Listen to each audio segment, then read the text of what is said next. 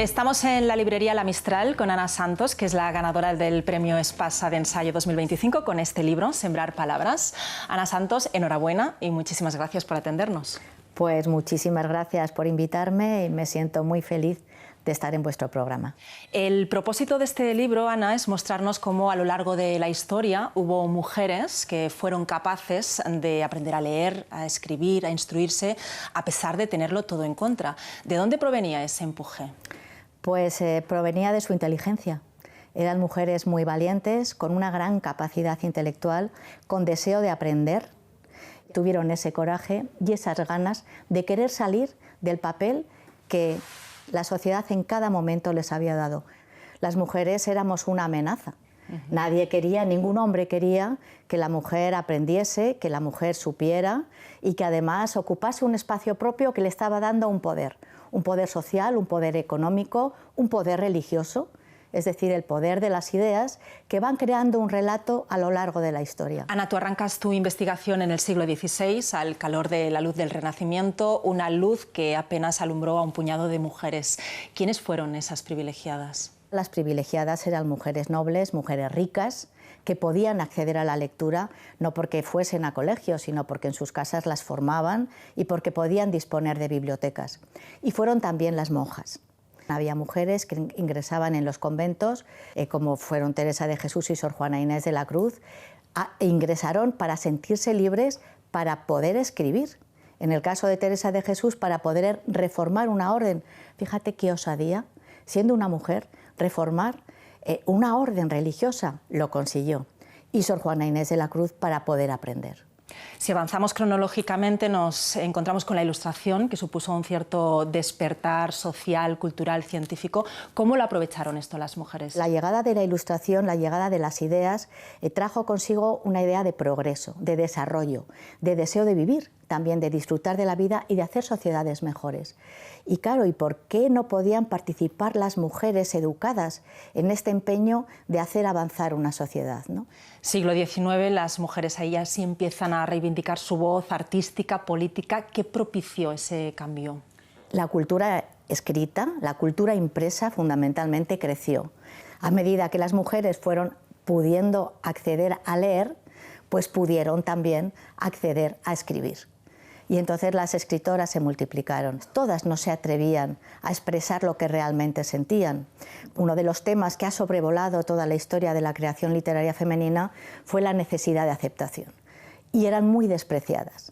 Las insultaban, o sea, las despreciaban con términos muy peyorativos como literatas, marisavidillas, bachilleras. Bueno, llegaron a decir que si una mujer escribía, pues a lo mejor era un hombre o a lo mejor incluso era un engendro, ¿no? Entonces, desde este punto de vista hay un grupo de escritoras que se las denomina las escritoras de la domesticidad, que aunque escribieron, defendían ante todo su papel de madre y esposas. Y en cambio hubo otras muy valientes que de alguna manera sembraron esa semilla para que luego en el siglo XX la mujer alcanzase todo lo que llegó a alcanzar, como estoy pensando, por ejemplo, pues en Concepción Arenal, en Emilia Pardo Bazán. Todas estas sí que allí ya se sintieron libres de expresar sus sentimientos, de expresar sus ideas y además, incluso alguna de ellas, y pienso también en Emilia Pardo Bazán, de hacer de su vida lo que realmente quería que fuese. Llega el siglo XX, las mujeres por fin acceden no solo a las escuelas, sino también a la universidad, al Congreso de los Diputados. ¿Qué nos podrías contar o qué destacarías de esos famosos años 20 en España? Bueno, pues fue una época de explosión de la capacidad de creación de hombres y de mujeres. Por primera vez ellas se atrevieron a vivir como de verdad querían haber vivido. Ese deseo de libertad se manifestó en una época de esplendor, al calor de la generación del 27, al calor de la edad de plata de la cultura española, ¿no? Y fueron también años en los que las mujeres, por vez primera, accedieron legalmente, de alguna manera, a la educación, ¿no? Y luego fue también muy significativo que por primera vez se empezaron a asociar.